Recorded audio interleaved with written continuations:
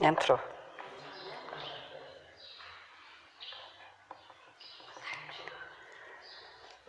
Bom, boa tarde a todos. Mais uma vez estamos aqui.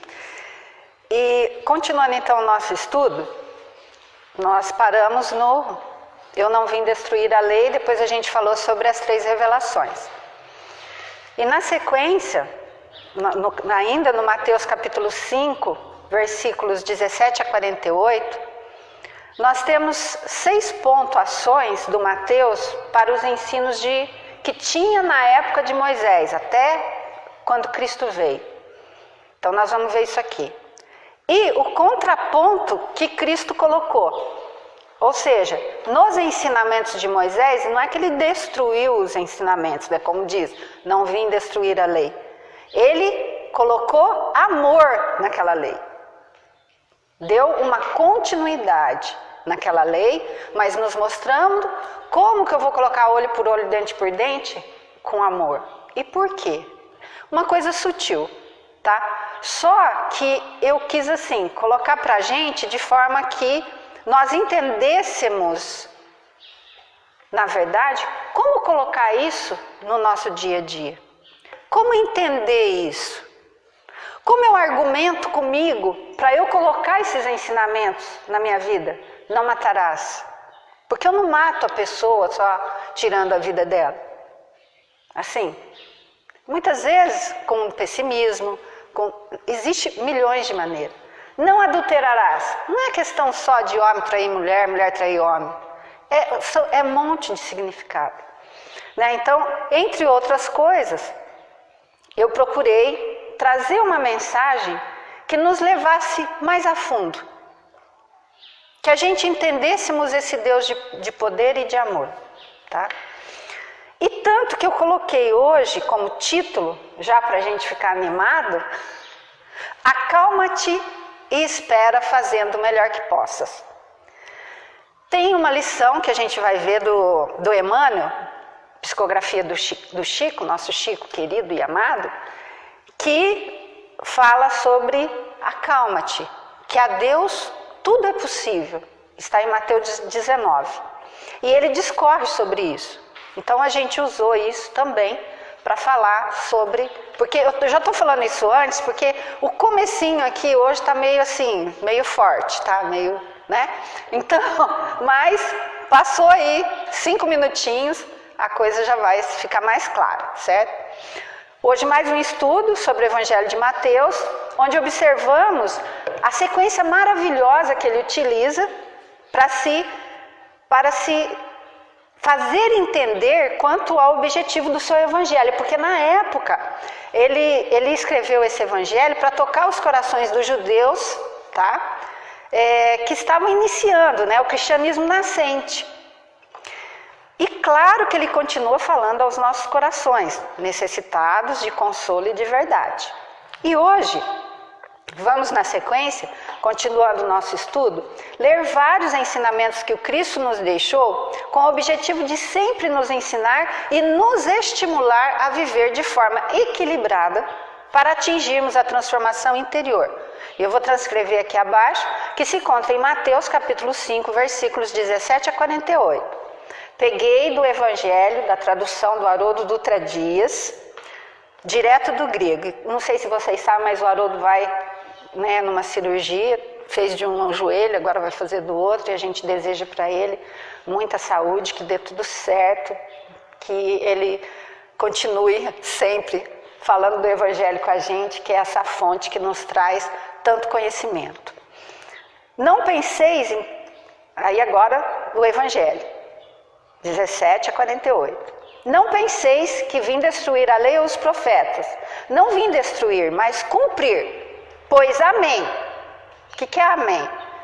Amém é um vocábulo hebraico frequentemente utilizado para expressar concordância. Então, Jesus está dizendo, não vim destruir a lei dos profetas, ok? Como se ele dissesse assim, ó, ok. Até que, amém, vos digo, até que passem o céu e a terra, não passará um iota ou traço da lei, até que tudo se realize. Ou seja, as leis que os profetas vieram falando, vem Jesus, não vai passar a um iota. O que é um iota? É a menor letra do evangelho grego. Tá? Porque nas outras tem J, né? Não, tio, não, é iota, melhor letra do alfabeto. Então não vai passar nem isso. Quem, portanto, violar um desses mínimos mandamentos e dessa maneira ensinar os homens errado, né? Será chamado mínimo no reino dos céus. Quem, porém, praticar e ensinar, esse será chamado grande no reino dos céus. Não é só ensinar, vocês viram, né? É praticar e ensinar. Por isso vos digo que se a vossa justiça não exceder a dos escribas e fariseus, de modo nenhum entrarei nos reinos dos céus. E após essa advertência, prossegue Mateus com 6 contrastes na interpretação da lei que Jesus esclarece. Vamos ver. Ouviste que foi dito aos antigos, não matarás. E aquele que matar estará sujeito a julgamento. Eu, porém, vos digo que todo aquele que encoleriza com seu irmão estará sujeito a julgamento. E quem disser ao seu irmão raca, raca é uma palavra hebraica utilizada para expressar desprezo, estará sujeito ao sinédrio. E quem disser louco estará sujeito ao geena do fogo. Geena, em sentido figurado, é um local que eles usavam para sacrifícios. Então era como se o Cristo dissesse que se assim procedermos com nosso irmão, teremos que passar. Observem, vejam, passar e não ficar. É só passar por um local para purificar nossos erros. Então não é nada de inferno. Passou, purificou, retorne. Portanto, se estiveres oferecendo tua oferta sobre o altar, e ali te lembrares que teu irmão tem algo contra ti, deixa ali a tua oferta diante do altar, vai e reconcilia-te primeiramente com teu irmão. E após, vem e oferece a tua oferta. Sê benevolente depressa com teu adversário, enquanto estás no caminho com ele, para que o adversário não te entregue ao juiz, e o juiz te entregue ao oficial, e sejas lançado na prisão. Amém. Concordando, vos digo que de modo nenhum sairás dali até, olha sempre, tá vendo? Sempre. Não está falando que vai ficar direto lá.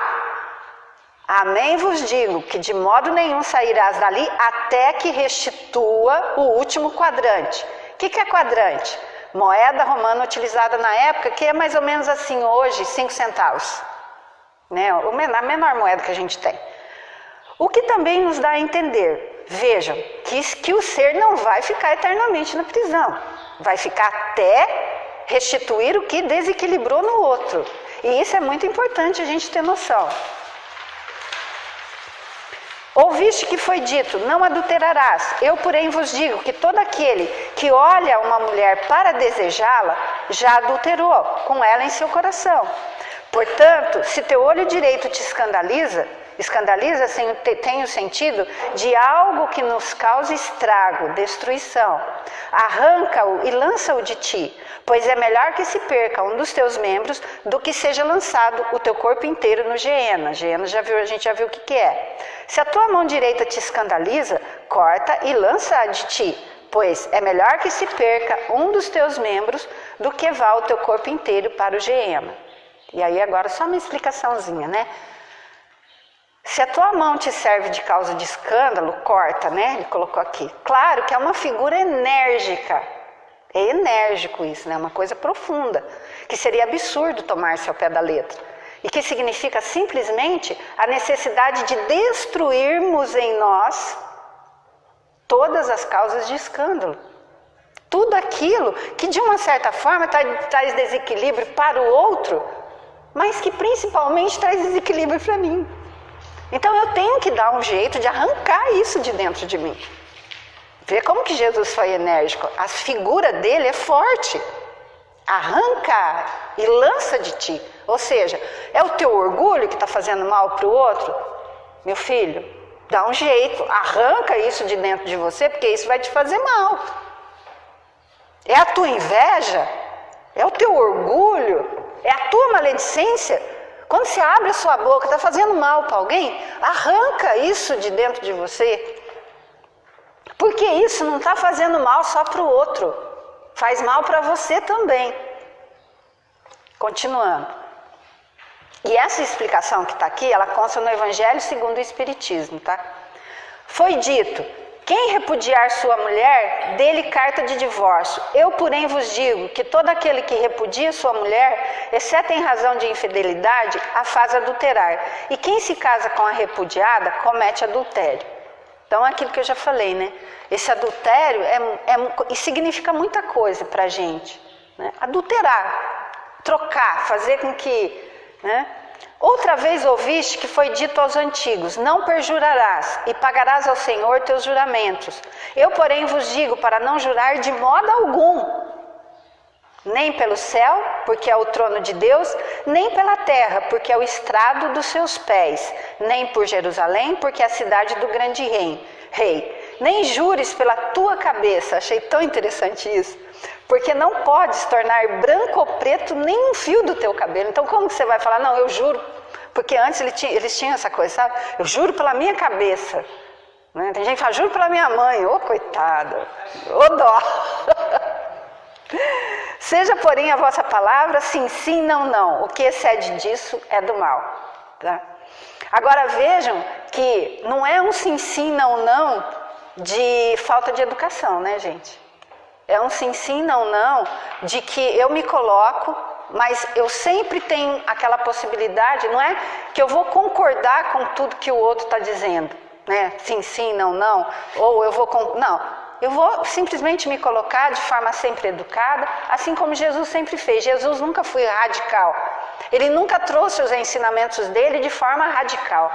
E é isso que a gente tem que ter muito senso para não ser radical em absolutamente nada na nossa vida, né? Mas sempre ter um contraponto com o outro. Ouviste que foi dito, olho por olho e dente por dente. Eu, porém, vos digo que, para não se opor ao malvado, né? Aquele cheio de sofrimento. Pelo contrário, ao que bater na face direita, vira-lhe também a outra. Então, uma coisa que é muito assim, dessa coisa de, a pessoa me bate na face direita, eu vou dar a outra. Não está querendo dizer isso literalmente. Então, vamos colocar assim. Tem muitas pessoas que chegam e tiram verdadeiramente a gente do sério, né? Faz coisa muito assim. Agora, o que Cristo está querendo nos dizer com dar a outra face? Aquilo que eu já falei aqui, né, diversas vezes. A outra face do ódio, da raiva, da incompreensão, do orgulho do outro, o que é? O amor, a compreensão. Lógico que é como a gente sempre fala, né? Você não vai tratar um inimigo como você trata um amigo. Porém, né, não há necessidade de que a gente se trate mal ninguém. E a gente não vai ficar aí, a pessoa deu um tiro, você fala, não, dá outra aqui desse lado, que a gente já falou esses dias aqui. Não é isso, né? Então vamos entender de uma forma mais ampla, mais espiritual, o que Jesus está querendo dizer. E ao que deseja levar-te a juízo, para tomar-te a túnica, deixa-lhe também o manto. E quem te compelir a caminhar 1 milha, vai com ele 2. Dá o que te pede e não dês as costas ao que deseja tomar-te um empréstimo. Eu acho muito interessante isso, porque é mais ou menos assim, né? A pessoa está te tomando alguma coisa, aí você fala assim, nossa, mas então ela quer que eu ande 1 milha, eu vou andar 2. Mas como assim, né? É aquela coisa que a gente nunca para pensar, né? De fazer o bem. Se a pessoa está te fazendo mal, vamos fazer o bem dobro para ela. Vamos fazer uma oração, não vamos esquecer de... né? Ou seja, você está andando aquela 1 milha com ela, porque no começo dói o pé, né? Que você vai orar, mas você fala assim, puxa vida, né? Fulano está fazendo isso para mim, ainda estou desejando bem ainda, vou orar, né? Porque a pessoa... Gente, é aqui igual a mulher que o cara matou o filho e ela foi lá na cadeia. Assistiu o assassino, né? Mas por que a senhora está fazendo isso? Eu matei o filho da senhora, estou fazendo isso para que você não faça. É amor que você está precisando? É atenção? Porque eu não quero que nenhuma mãe mais passe por isso. Ou seja, ela andou 2 milhas, se não 3 milhas com ele. Então, é isso que a gente tem que ter né, essa noção do que Cristo está querendo nos dizer. Sempre nós fazemos, a pessoa fez o mal, vamos fazer o dobro em bem. Ouviste que foi dito, amarás o teu próximo e odiarás o teu inimigo. Eu, porém, vos digo, amai vossos inimigos e orai pelos que vos perseguem, para que vos torneis filhos do vosso Pai, que está nos céus. Já que seu sol desponta sobre maus e bons, e cai a chuva sobre justos e injustos. Pois se amais aos que vos amam, que recompensa tendes? Não fazem o mesmo os publicanos? E se saudais somente vossos irmãos, que fazeis de extraordinário? Não fazem também os gentios o mesmo? Portanto, sede perfeitos, como é perfeito o vosso Pai Celestial. Então, até aqui, ó, não fazem também os gentios o mesmo? Nós vamos falar hoje. E no dia 24, a pedido da pessoa que eu também não posso recusar nada, que ela tem crédito comigo, a dona Karen, ela quer que a gente faça algum estudo no dia 24 e nós iremos fazer. Isso, já está até pronto. Nós vamos falar sobre sede perfeitos, como vosso Pai Celestial é perfeito. E vai ser bom até o seguinte, né? Aproveitando que a Karen falou, porque assim, essa sequência do sede perfeitos, dessa lição aqui, ela é muito importante. Ficou bem legal, sabe? E então vai dar uma continuação assim, bem forte, para isso que a gente vai ouvir aqui hoje. Vocês já estão ficando curiosos, né? É esse o objetivo. Cá entre nós, esses ensinamentos que a gente acabou de dizer aqui, são ensinamentos que nos faz pensar, né, gente? Meu Deus, como conseguir chegar nesse grau de entendimento? Igual eu fico pensando nessa mãe, né? O assassino matou o filho dela e ela foi lá. E isso não é historinha para boi dormir, é verdade, aconteceu lá nos Estados Unidos. E não é só essa mulher, tem o casal também, que o médico foi assaltado, né? Um casal de médico, e matou o filhinho dele pequenininho, e ele foi também na prisão ajudar a ver o que é que o ladrão, o que você precisa, né? O que está acontecendo? Por quê? Porque eu não quero que nenhum outro pai aconteça isso que aconteceu comigo. Então, quer dizer, andar 2 milhas. Pediu a túnica, toma a minha capa.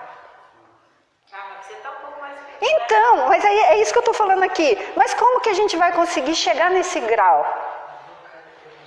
E assim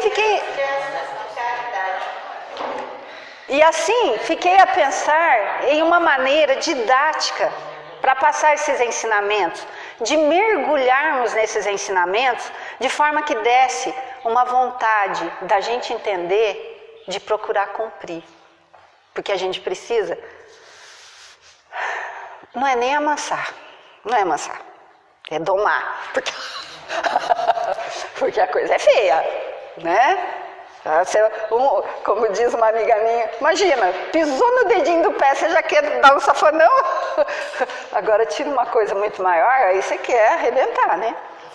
E lembrei, na verdade, é o seguinte, eu tinha preparado uma coisa para falar, mas eu não estava muito contente com o que eu preparei. Aí, né, fiquei meio assim, aí o Walter me mandou um videozinho pequenininho, do negocinho até que eu coloquei lá no grupo, e eu consegui achar a palestra inteira do Haroldo, e eu estou replicando essa palestra do Haroldo hoje, porque assim, coube perfeitamente nesse como entender, como aplicar isso daqui. Não matarás. Dê não só a túnica, a capa, anda 2 milhas, ó o seu inimigo. Como? Mas a gente estava discutindo isso aqui quinta-feira com graça, e o problema é que a gente não conhece o amor ainda, né? Não, quinta-feira a gente estava aqui conversando com a Graça, então toda essa etapa que a gente está passando é porque a gente não conhece o amor ainda. Porque a hora que a gente compreender... Mas tem mais uma coisinha. Tem mais uma coisinha que nós vamos ver agora. Quero deixar vocês curiosos. Espera lá. Vamos ver. Tem mais uma coisinha. Mesmo porque, né, nós já temos o conhecimento que a lei divina está escrita onde? Na nossa consciência. Já sabemos que a lei divina também está impressa na natureza. Lei natural e lei moral. Nós já falamos isso aqui. Sabemos que todos os processos naturais seguem um padrão, inclusive conosco. Padrão de perfeição que diz respeito ao próprio caráter do nosso Pai, Deus. E também já tivemos a oportunidade de estudar e constatar na própria figura do Mestre que a perfectibilidade também reside em nós. Só precisamos desenvolvê-la, expandi-la, como nos ensinou e testemunhou o Cristo, para chegarmos como Ele a essa mesma perfectibilidade. Assim observamos que Deus imprime o seu caráter, os seus valores na sua criação divina. Está impresso em nós.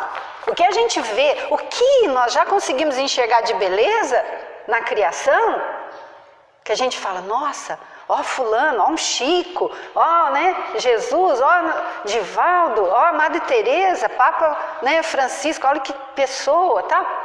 Está em todos nós, é a perfectibilidade. Quanto mais a gente vai atingindo. E como na criação infinita o Espírito imortal é obra-prima de Deus, fica claro também que também em nós opera a lei divina. E quando alguém perde a referência da lei divina, que está na sua consciência, quando uma alma, um espírito perde o contato com o seu interior, deixa de ouvir a voz da sua consciência por ignorância ou desprezo, ou por vício, se separando do que a consciência aponta para ela como caminho, é claro, gente, que vai produzir consequências. Consequências essas que alguns veem, não é interessante? Que alguns veem como castigo. Ah, isso aí é um castigo de Deus. Ou então que Deus esqueceu dela. Mas que nós, com a bênção do conhecimento, por isso que eu amo a doutrina espírita, né? Com a bênção do conhecimento da doutrina dos espíritos, já compreendemos que são advertências. Advertências de que estamos nos distanciando do caminho do bem. Chegou mais um. Delícia. Certo? Nós já vimos isso também. Estamos nos distanciando. Agora, é preciso não se esquecer do grande e constrangedor paradoxo do bem. Veja, agora que vem, Mirtz. Agora é preciso não se esquecer do grande e constrangedor paradoxo do bem. Mas o que é paradoxo? Paradoxo é argumento que contraria os princípios básicos que costumam orientar o pensamento humano. Ou seja, aqui nesse caso, é algo que pode ser bem diferente daquilo que eu imagino que seja um meio prático de cumprir a lei divina. Como que eu começo, então, a cumprir a lei divina? Por onde eu inicio? Por onde eu começo? E nós, quando a gente fala... Hã? Por você, dentro de você, ok. E daí a gente acha 1 milhão de outras coisas, né? Como assim? É que o bem possui um constrangedor e extraordinário desafio. E inicialmente, quando tomamos contato com essa característica do bem, em ser um extraordinário desafio, alguns se revoltam, outros desanimam, outros ficam perplexos, mas depois de um tempo compreendemos que não tem outra possibilidade de o bem se comportar a não ser assim como veremos a seguir. Portanto, hoje eu vou fazer todo um suspense sobre esse paradoxo, ou seja, esse modo bem diferente daquilo que imaginamos ser o começar a cumprir a lei divina. Vou deixar mesmo todo mundo curioso, aquela curiosidade saudável, para saber qual é esse paradoxo. E antes, para melhor entendimento, vamos começar com uma história. Eu acho que alguém já deve ter ouvido essa história, mas eu vou contar de novo, porque para quem não conhece, ajuda a ilustrar o entendimento. Era uma tarde muito linda, como a de hoje, né? Essa tarde friazinha, assim, que dá uma vontade de ficar deitada em casa.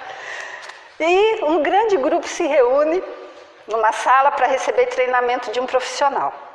Ele entra na sala calado e distribui balões vazios e coloridos para cada participante. Entendeu? Ele chegou, ia iniciar o curso, ele distribuiu os balões. Junto com os balões, palito de dente, daquele bem afiado. E pede para que cada participante encha o seu balão. Sabe, né, a bexiga? Então cada um vai encher o seu. Todos enchem meio sem compreender. E ele fala, enche bem. Quando todos estão cheios, ele pede para fechar, né? Encheu, então você tem que dar aquele lacrezinho. Pede para cada um segurar o balão, né? Com a mão esquerda, segura o balão com a mão esquerda e com a mão direita pega o palitinho de dente, tá? E diz assim para o grupo que estava em treinamento, eu vou contar até 3 e tem uma orientação. Proteja o seu balão. 1, adrenalina do povo, né? Um olha para cá, outro olha para 2, deixa eu ver, né? Todo mundo, né? 3, e foi um alvoroço, né? As pessoas pulavam, subiam nas cadeiras, uma querendo furar o balão do outro. E quando terminaram, se sentiram assim, no máximo, né? Não tinha um balão inteirinho, estavam todos estourados. Aí todo mundo, né? E o orientador calmo, observando, né? Falou assim, acho que vocês não compreenderam o que eu pedi. E todos ficaram perplexos, como assim, né? Eu não pedi para ninguém furar o balão do outro. Eu pedi simplesmente para que cada um protegesse o seu balão.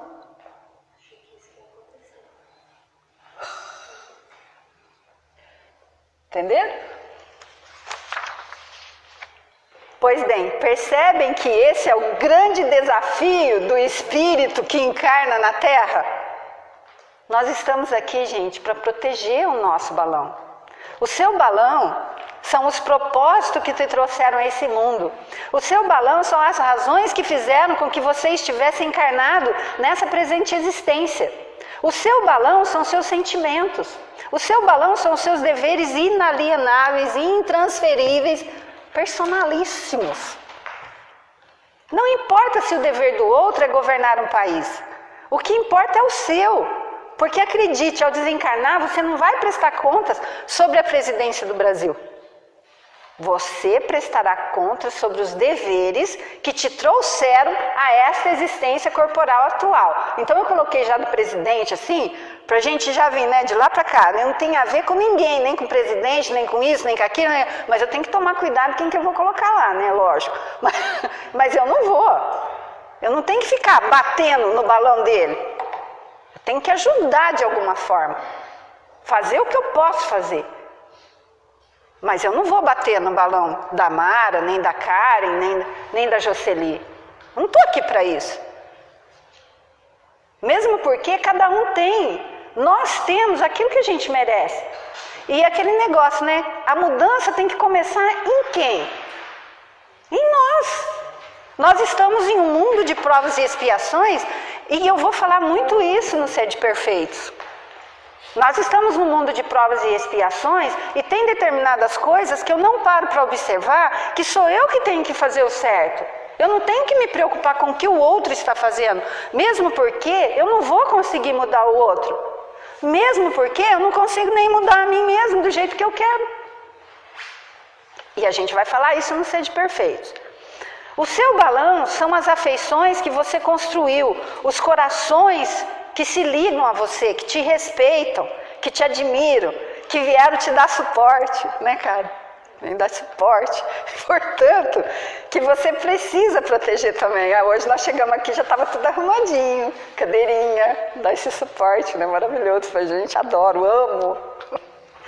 Acontece que tão logo mergulhamos na encarnação, acreditamos que o palito que trazemos é para furar o balão do outro e não para proteger o nosso. Né? É assim que vemos criaturas respeitáveis, com muitos talentos, habilidades e conquistas espirituais, colocarem a perder a sua rede de afeições, o seu conjunto de deveres, a sua própria missão espiritual, porque a pretexto de se defenderem, acredito que o trabalho do bem é uma cruzada de disputa e de violência. Quem falou que fazer o bem é violento? É um trabalho de disputa acirrada? Quem falou isso?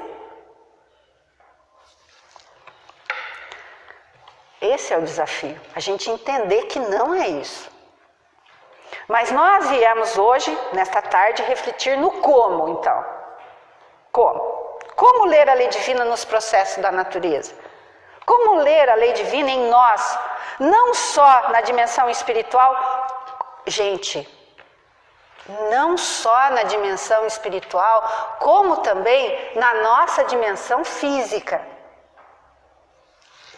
Sim, na nossa dimensão física também impera a lei divina. Quer ver? Janta 5 vezes e vai deitar.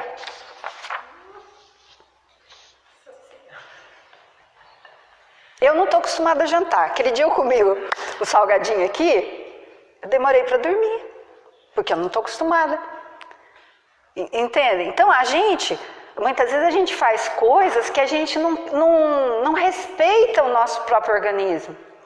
Experimenta e perceberá que realmente a lei impera na nossa dimensão física. Existe uma lei de equilíbrio. Trabalha, trabalha e não descansa para ver o que acontece. Deixa de dormir. Às vezes, eu me meto a ficar estudando até não sei que horas, né? Aí depois chega o final de semana, chega no meio da semana eu já estou madralha. Aí às vezes eu chego em casa, eu tomo um banho, que geralmente assim, eu chego como só uma fruta, qualquer coisa, já vou fazer, estudar e tal, né? Mas tem dia, às vezes eu fico, eu me empolgo, né? Eu vou até 2 horas da manhã durante a semana, depois eu acordo 5h30 da manhã.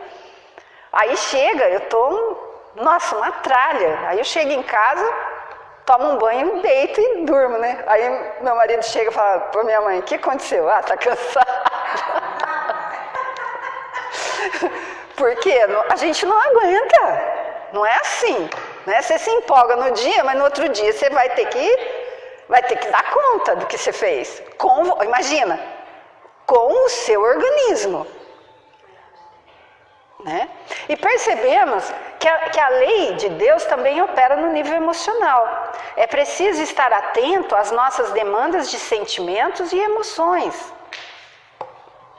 Observamos ela operando no nível psíquico. Se você não cuidar da sua integridade psíquica, se você não tomar cuidado com o que lê, com o que escuta, com o que vê, com o que focaliza, também te faz mal. Olha o que André Luiz diz. Você poderá mergulhar nos defeitos dos outros. Mas cuidado, porque se você não tiver estrutura espiritual para examinar o defeito do outro, você irá ao encontro do defeito dele e ficará com ele, porque não terá condições de voltar e auxiliar sem se mesclar com o outro. É aquilo que a gente vem falando. Gente, auxilia e passa. Você poderá examinar cada pedrinha do caminho, mas cuidado. Mas cuidado. A gente vê muitas pessoas examinando as pedras no caminho dos outros, né? E como? Eles fazem uma pedreira tão grande que acho que dava para asfaltar daqui até a China. Bem assim, direitinho. De tanta pedreira que faz, né? Mas cuidado. Porque se você não tiver estrutura suficiente, é possível que não mais enxergue a estrada. E não é o que está acontecendo. É possível que não mais enxergue o céu, a paisagem, e enxergue somente pedras. Toletes de pedras. quilômetros de pedras, montanhas de pedras, e não vê aquilo que está andando, que está caminhando. E detalhe, que me diz respeito. Esse é o pior do detalhe. Eu quero ver tanto, né, a pedra do outro. Não, às vezes não é de um outro, né? Porque daí a gente já vê as pedras, mas eu não vejo as minhas.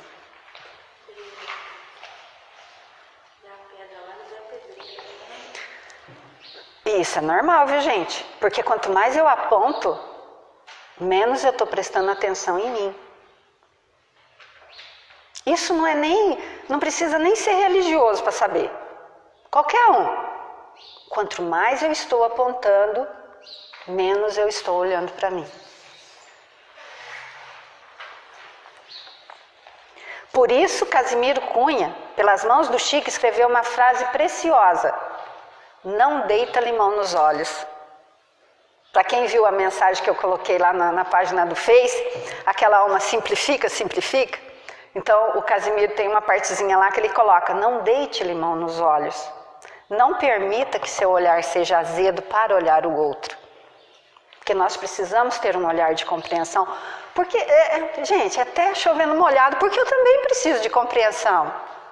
E André Luiz finaliza oferecendo-nos fantástico recurso para a nossa estrutura psíquica.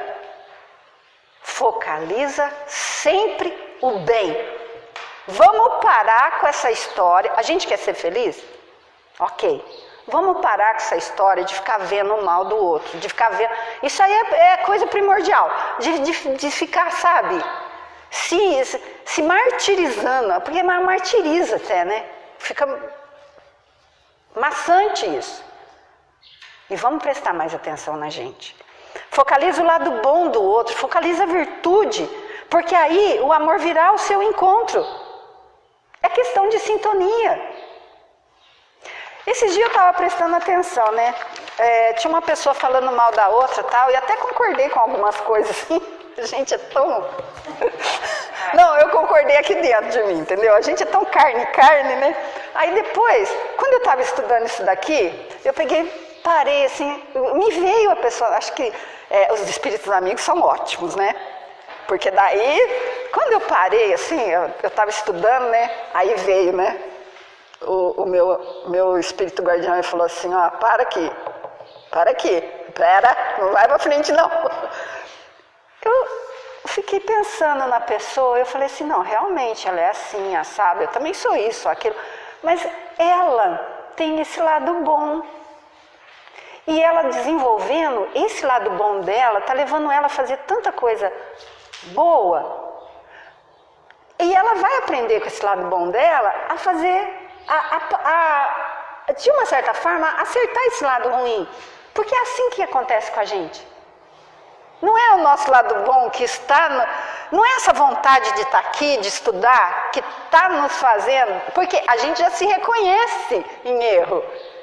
E não é isso que está nos fazendo ir retirando aos poucos aquilo que a gente não gosta na gente? O outro também. Daí o meu protetor deixou eu seguir. Assim, possibilita da gente vigiar a gente mesmo no falar da outro. Isso. Eu acho que ele também possibilita. A gente está conseguindo isso também, eu possibilita acho. Deixar já de ficar tão exigente. Comentar a vida do outro. A vida do outro. A gente já está começando a ver esse lado. Perfeito, cara. É verdade. Sim. Virá o seu encontro e será a tua fortaleza. Porque acredite, eu olhar o bem do outro, né?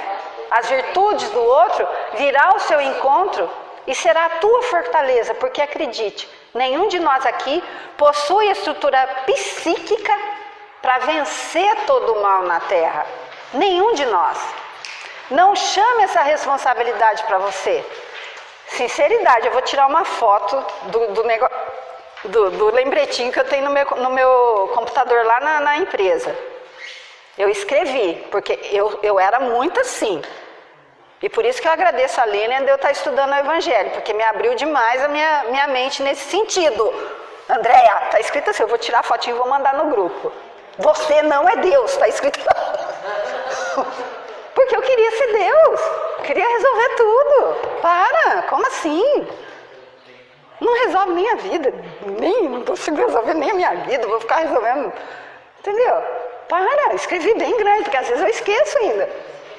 Tá bem grandão, mas às vezes eu esqueço, hein? Então eu tenho que, né? Então, não chame essa responsabilidade para você. Aliás, eu acredito que nós não temos recursos nem para focalizar o nosso próprio mal. Haroldo diz que, com base no testemunho do Alberto Almeida, que no seu consultório usa a técnica de regressão, diz que quando a pessoa não dá conta do mal que fez, em outras idas, ela não consegue se lembrar. Ó, que Alberto Almeida, hein? Conceituadíssimo.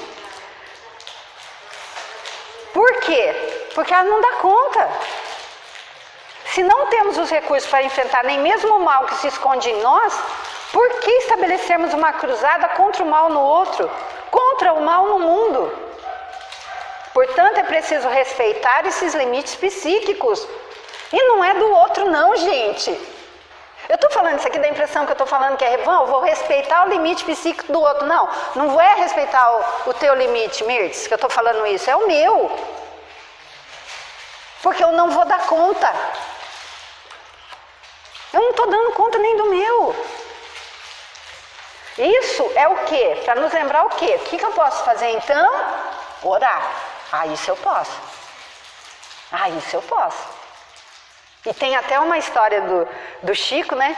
Não sei se é o Chico, que diz assim que quando a gente ora por uma pessoa, o anjo guardião dela, o espírito protetor dela, quando a gente necessita, vem também e nos auxilia.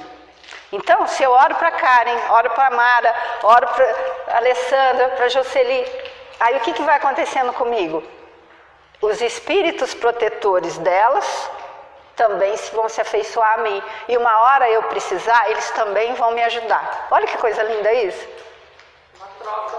Porque cada um de nós tem um espírito protetor, gente. Não se enganem, não ache que isso é brincadeira, porque não é. Nós já vamos ver daqui a pouco por quê, tá? Mas a lei também opera na dimensão espiritual. Nenhum de nós consegue permanecer então, até aqui foi o psíquico. Mas também, a lei também opera na nossa dimensão espiritual. Nenhum de nós consegue permanecer desconectado da pátria espiritual, porque desconectar-se da nossa dimensão espiritual em breve nos levará para os vícios de toda a natureza, porque nós temos sede de transcendência. E ninguém consegue levar uma encarnação até o fim sem trazer transcendência e espiritualidade para a sua vida. O que é a transcendência? Transcendência quer dizer, eu sempre vou precisar ir além. Eu não tenho limite no bem. Eu sempre vou precisar ir além. Essa transcendência pode ser incorporada de várias maneiras. Desde a beata que faz o terço, até o médium que incorpora na reunião mediúnica. E daí, ou seja, tudo aí está englobado no meio. Assim, não faltam placas indicativas. Todos os conselhos de Deus já estão na sua obra, ou seja, em nós, né, na nossa consciência e na natureza. Porque é aquilo que eu sempre falo, fez uma coisa errada, a pessoa se esconde. Se escondeu, pronto, ela já viu que ela fez errado. Então, está na consciência dela. E está na natureza. A natureza está cheia de placas indicando o caminho. O nosso próprio corpo, a nossa própria estrutura, como dissemos, está cheio de placas indicando o que fazer e o que não fazer. Eu sei que eu não posso comer coisa gordurosa, porque eu como coisa gordurosa no outro dia, uns 2 dias, já me dá uma dor aqui no meu fígado. Não posso comer coisa gordurosa, então eu não vou comer. Então já são. Então, se tem no meu corpo, né, na minha moral também. Acontece que placa indicando rumo não faz o viajor. O viajor se faz com a viagem, não com a placa. Você não se torna mais sábio porque lê o mapa. Você só se torna mais sábio quando faz o percurso, quando caminha. Portanto, como entender? Vamos entrar agora. Como entender, como compreender, como amar, como cumprir essas leis? Misericórdia, Senhor. Como fazer com tudo isso? Como? No capítulo 33, então, do livro Palavras de Vida Eterna, Emmanuel comenta o Evangelho de Mateus, capítulo 19, versículo 26, quando Jesus diz aos presentes: a Deus tudo é possível. Diante disso, eu tenho algumas perguntinhas. Se a Deus tudo é possível, por que Ele não fez ainda? Se tudo é possível para Deus, por que eu estou assim, aqui nesse planeta ainda, fazendo essas barbaridades? Se a Deus tudo é possível, por que Ele não vem e resolve então, Alessandra? Oh, caramba! Deus é todo poderoso da criação. Assim sendo, vou falar uma coisa aqui que eu não tenho certeza, mas eu desconfio. O problema não é poder. Vamos raciocinar juntos. A cozinheira pode bater a massa de um bolo, colocar no forno e tirar 10 segundos depois? Pode. Pode. Pode, claro, ela pode fazer o que ela quiser, o bolo é dela. Entendeu?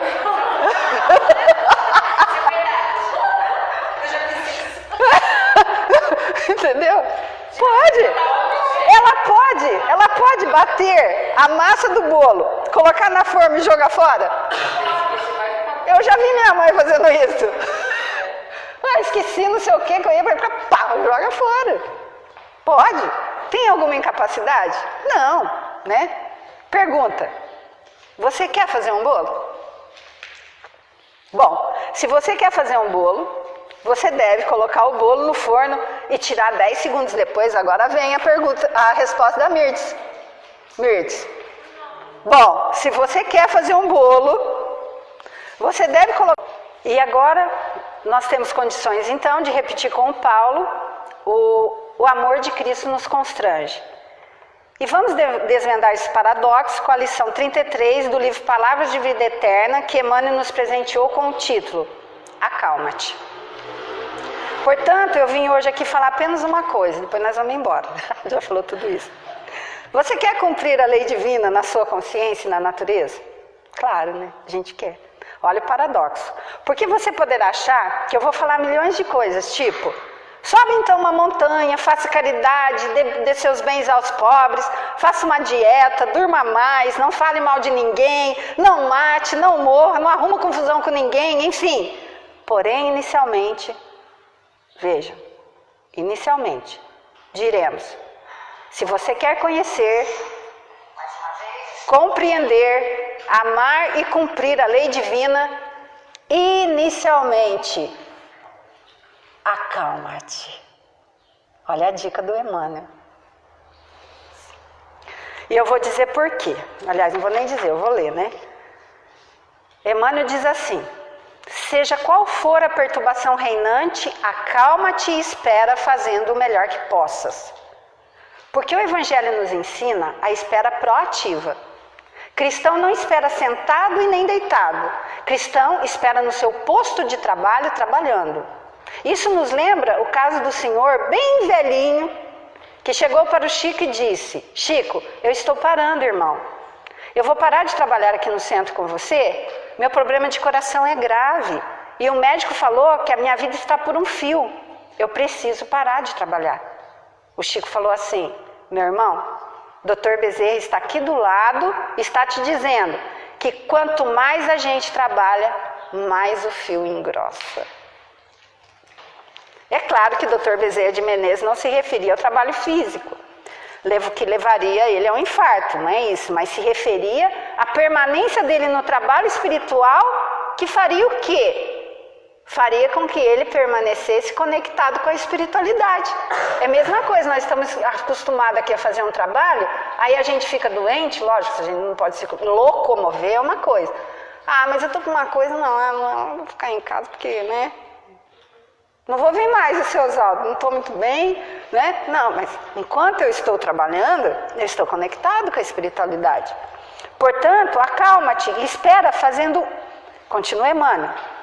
Portanto, acalma-te e espera fazendo o melhor que possas. Lembra-te de que o Senhor Supremo pede serenidade para exprimir-se com segurança. Sabia que a nossa agitação, o nosso desespero, a nossa precipitação interfere na ação do Supremo Senhor em nós? Acredite, Deus já está agindo e possivelmente você está atrapalhando por falta de serenidade. Não perturbe com a sua precipitação. O ansioso é um elefante no jardim. Só isso, tá bom? Pra vocês terem uma ideia do que é o ansioso? É um elefante no jardim. Imagina, acabou de fazer o jardim. Da nossa parte, fiquemos serenos, realizando o melhor que pudermos. Porque Deus sempre se exprime com segurança absoluta em relação a nós. E claro, vamos aprender isso com o tempo, mas fiquemos tranquilos. Vamos procurando, se acalmar. Ele sabe o que faz. Quem não sabe o que faz somos nós. Assim, tranquilize-se e faça o melhor. Por quê? Porque Deus não erra. Olha o bolo. Ele sabe exatamente a hora de tirar. Deus é de uma precisão absoluta. Isso significa o quê? Significa que tem que esperar o bolo, tem que esperar o forno fazer o trabalho com o bolo. Emmanuel de novo. A terra que te sustenta o lar é uma faixa de força tranquila. Concorda? Olha para uma plantação. Toda plantação é uma faixa de força tranquila. Não é lindo a gente ver aquela plantação de trigo, por exemplo? É lindo, né? Mas não se iluda, está tudo em movimento. Imagina a plantinha trabalhando para fazer os grãos, né? Toda a plantação opera serena e tranquila. E o agricultor planta hoje e daí um tempo colhe o fruto maduro no ponto. Ele não planta e já colhe. Por exemplo, a cana lá para a gente colher demora 8 meses, no mínimo. Quem diz que produzir no bem é estar agitado e intranquilo?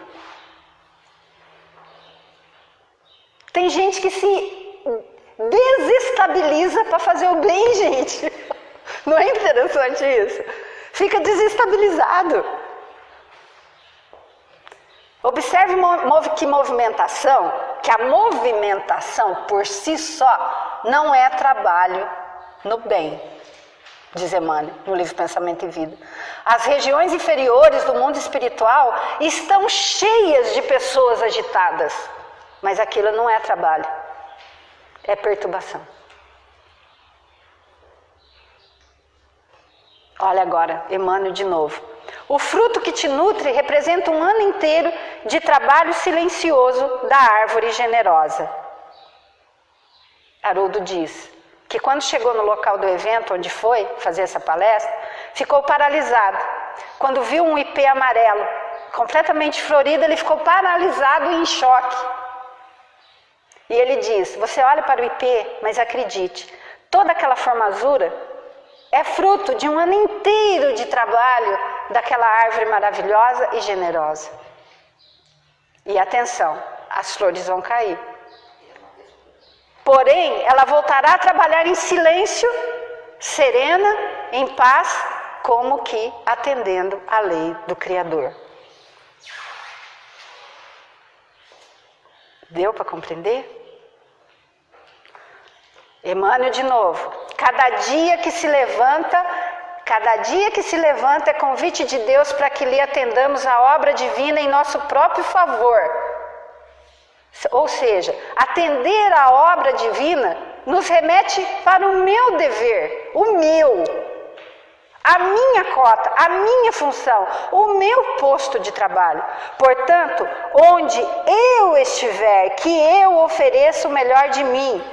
Nada é por acaso, principalmente o local em que me encontro. Nada é por acaso. Nem nós estarmos hoje aqui, às 15h15, juntas, não é por acaso. Imagina no nosso trabalho. De novo, Emmanuel, se te exasperas, não lhe assimilas o plano.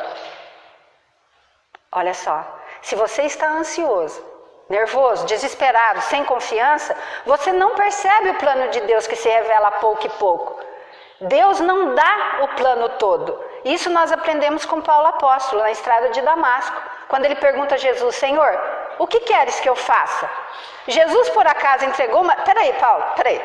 Pegou aqui uma listinha. Peraí, eu vou falar para você o que eu quero que você faça. Você vai escrever 22 epístolas, 4 cartas aos Coríntios, 1 aos Romanos, 3 aos Tessalonicenses.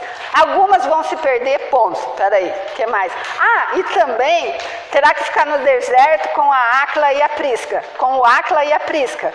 Ah, e aguarde, tá? Você terá uma decepção em Atenas. Foi assim que Cristo fez com ele?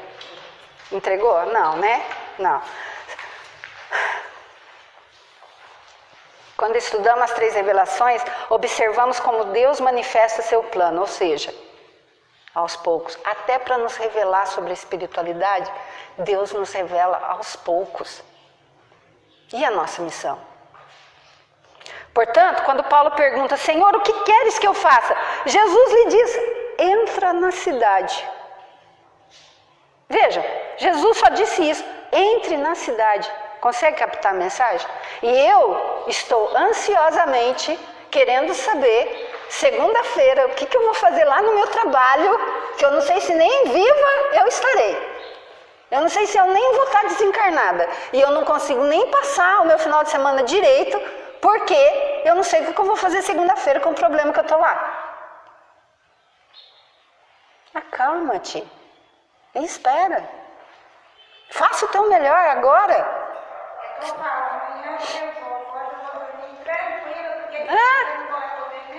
Nenhum. Emmanuel continua.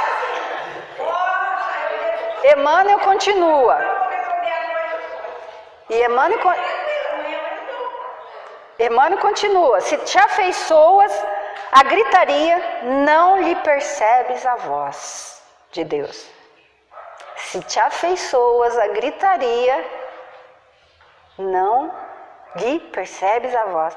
E aqui nós estamos começando então a caminhar para um paradoxo. Deus é todo poderoso. Deus é o supremo poder da criação. Mas Ele não grita. Vocês já perceberam como que Deus é de uma sutileza? Uma sutileza. Ele não grita. Parece que a gente imagina até pra ele andar, parece que ele não tem. Não, mas Eu imagino. isso daqui foi pra mim, viu? Porque eu tô até dormindo com a mão na boca pra não falar. Eu já gritei tanto. Já gritou tanto agora? E agora o Almir fala: porque você tá dormindo com a mão na boca. É exercício, né? Assim, é pra não gritar. É para não gritar, né?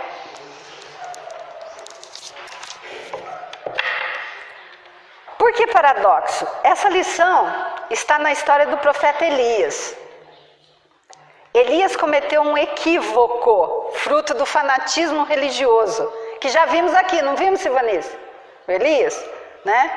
Que já vimos aqui também. Ele cortou a cabeça de todos os sacerdotes da esposa do rei.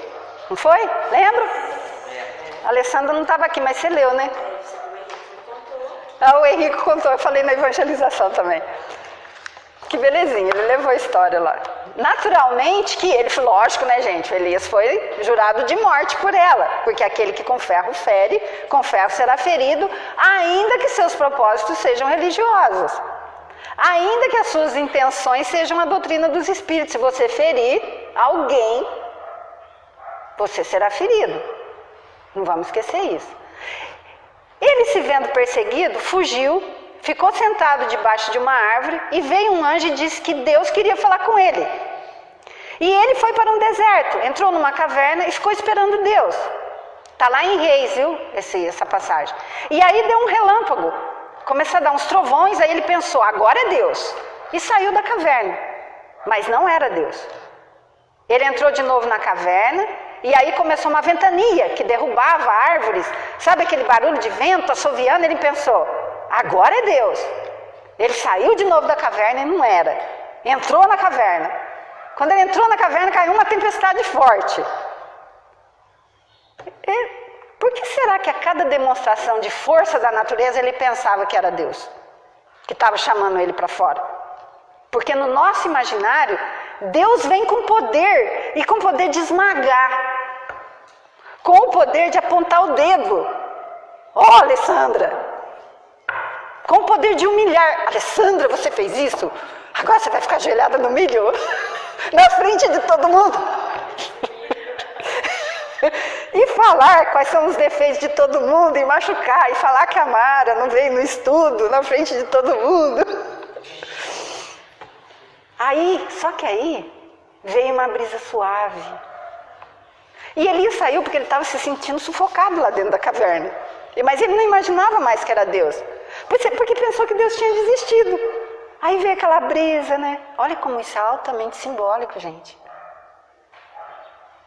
Dá para imaginar isso, cara? E Deus estava na brisa. Ele todo tremendo, porque ele matou 450 sacerdotes. Ele viu a burrada que ele fez. E ele achou que Deus ia vir, mas ia vir com tudo em cima dele, né? Tudo simbólico. E Deus vem na brisa. Porque a delicadeza, a caridade e a sutileza representam os maiores poderes do universo. Gente, eu esqueci agora, mas você sabia que nós estamos viajando pelo universo, né? No planeta Terra. Eu não sei quantos mil quilômetros que nós estamos por hora nesse universo, no planeta Terra. Nós estamos a milhões de quilômetros por hora. Agora eu me esqueci quantos. A gente está sentindo alguma coisa? A gente só sente o dia e a noite. Olha como que Deus, o poder de Deus é sutil. O que a violência tenta fazer em 100 anos, o amor e a gentileza fazem em 5 segundos. Eu duvido que essa mãe, que o cara matou o filho dela, que ela foi lá na cadeia, em 5 segundos ela não fez um monte de coisa no coração desse cara. Assim é Deus. Imagina Deus. Deus não grita e nem aponta, Ele oferece sempre a oportunidade de refazimento. E em relação a Elias, ofereceu a encarnação como João Batista para operar o seu refazimento. Dá para entender e fica claro isso? Emmanuel de novo. Conserva-te confiante. Não, conserva-te, pois, confiante, embora a preço de sacrifício. Nem que, né, for para dormir, né? Conserva-te confiante, embora a preço de sacrifício. Porque acredite, essa árvore maravilhosa, o ipê amarelo, não se encheu de flores sem dar um alto testemunho de sacrifício. Não se produz o bem sem testemunho de sacrifício. Partindo do princípio que nada nos acontece por acaso, vejam que Paulo, tomando consciência do mal que fez, depois de mandar matar, esfolar os cristãos, ele sabia que teria consequências. E teve. Mesmo ele levando o evangelho aos gentios, mesmo que através dele hoje nós conhecemos o evangelho, mesmo assim ele teve que acertar contas com a lei. Mas ele falou em algum momento assim: ô Deus, ô Jesus, que é isso? Eu estou levando o teu evangelho? É só você ler o livro Paulo Estevão. Algum momento ele parou e falou isso? Em nenhum momento ele falou isso.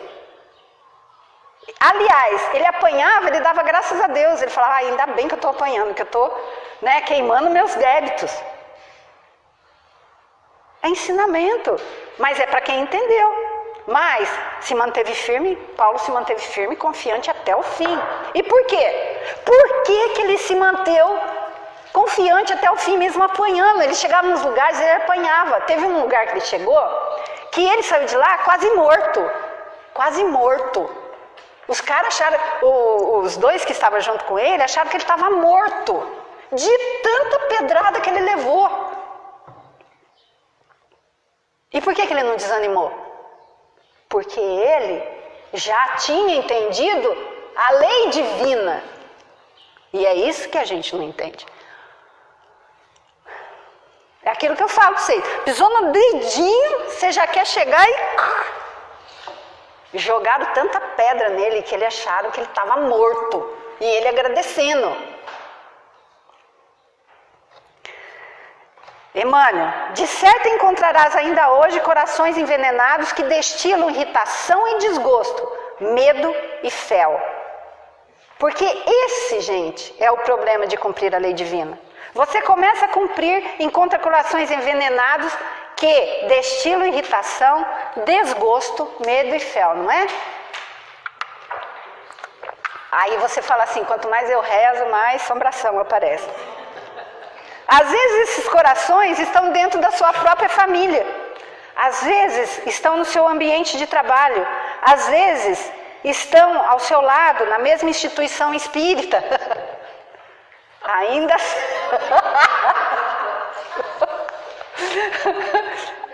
assim, leva em frente, não desiste.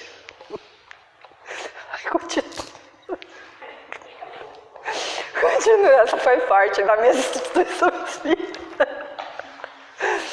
Bom, continue, Emmanuel. Ainda mesmo que te firem e apedrejem, aquieta-te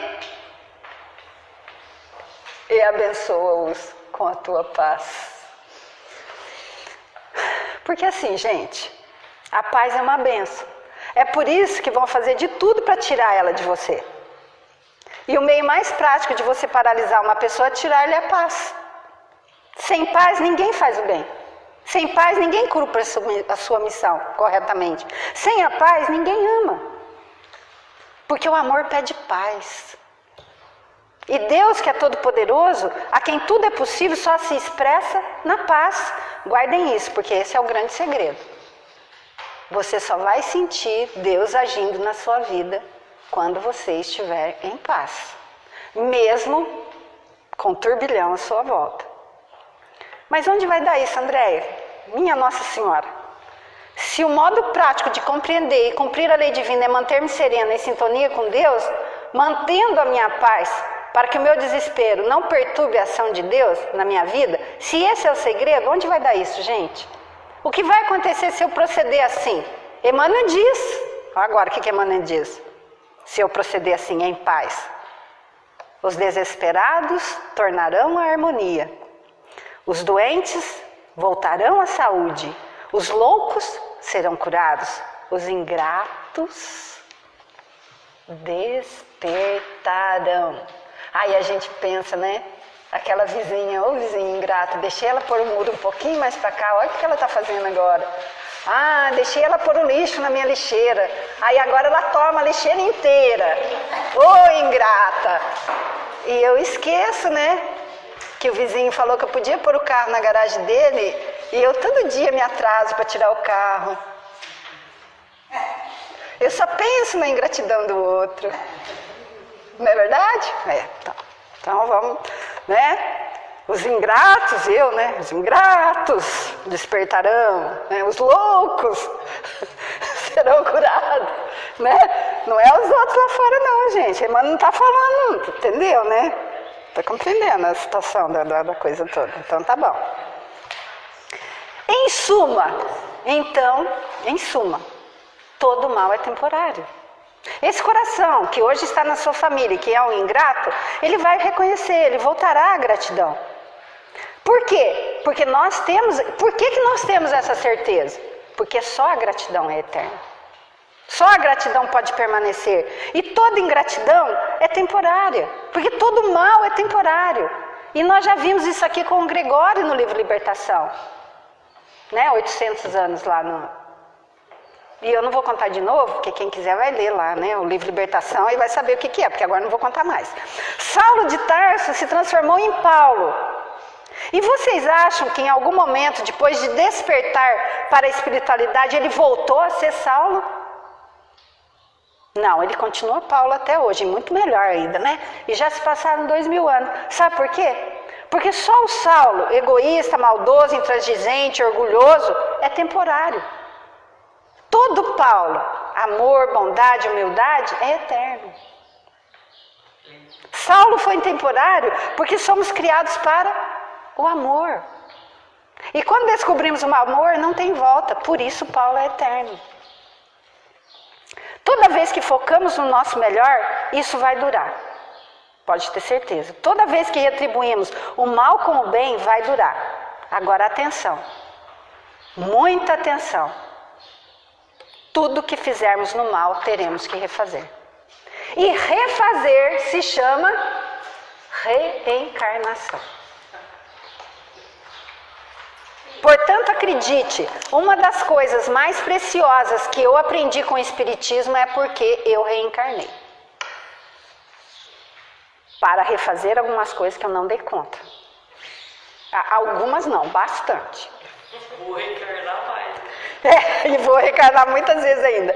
Eu tive que voltar, eu tenho que voltar e refazer. Porque o dia que eu fizer certo, eu não terei que refazer. O dia que eu fizer certo vai permanecer, vai ficar. O dia que eu acordar encarnado e não tiver mais intestino, como diz o Haroldo, eu sei que, ufa, venci. Enquanto a gente acordar no hospital e ver, tem intestino? Olha, não cheguei lá ainda. Agora, todo mal, todo vício, toda imperfeição tem data de validade.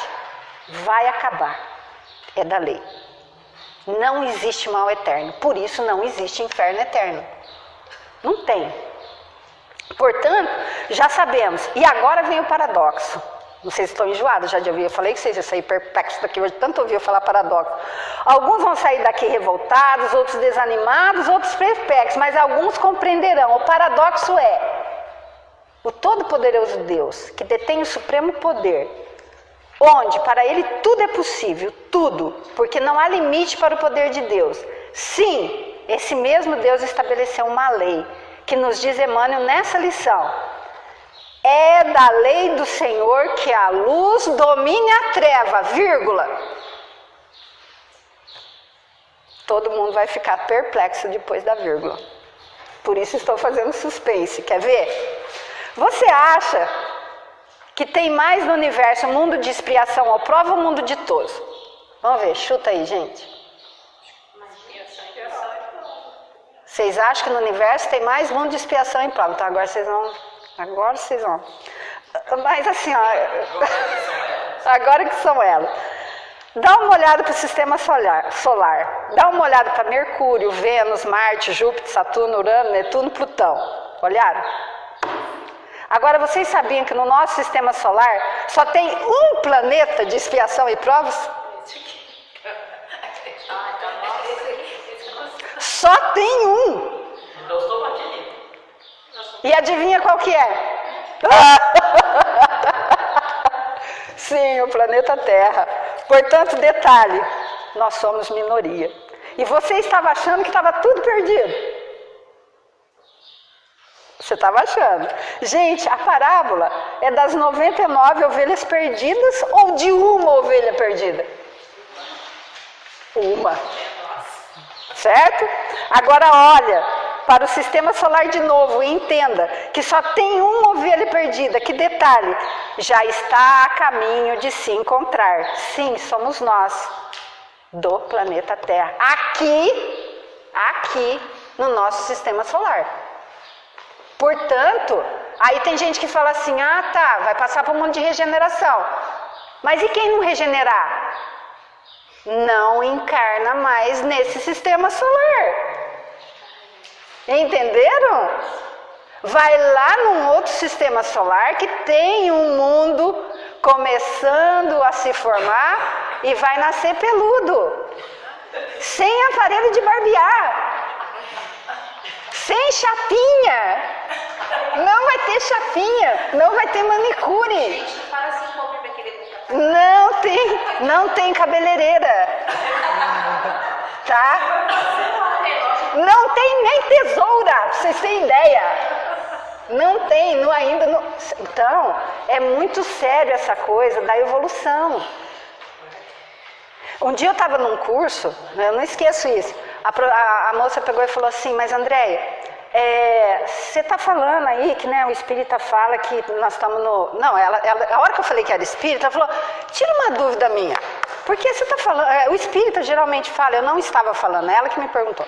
Que a gente, quando chegar ao mundo de transição, as pessoas não vão mais encarnar nesse planeta?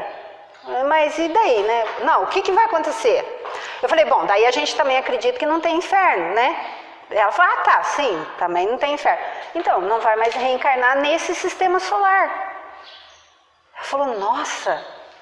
Eu falei, mas daí cabe assim um pouco de estudo, né, para você entender, porque eu não vou entrar muito assim, porque senão pira na batatinha, tá? Agora, uma constatação difícil para se fazer agora à tarde, em pleno sábado, né, que nós já estamos quase na hora de ir embora. Amigos, tem muito mais espírito puro no universo do que espírito perdido. Porque é da lei que a luz domine a treva. Captaram? É da lei que a luz domine a treva. Eu estou falando para vocês que hoje a gente ia descobrir muita coisa. É da lei que a luz domine a treva. E agora vamos para depois da vírgula.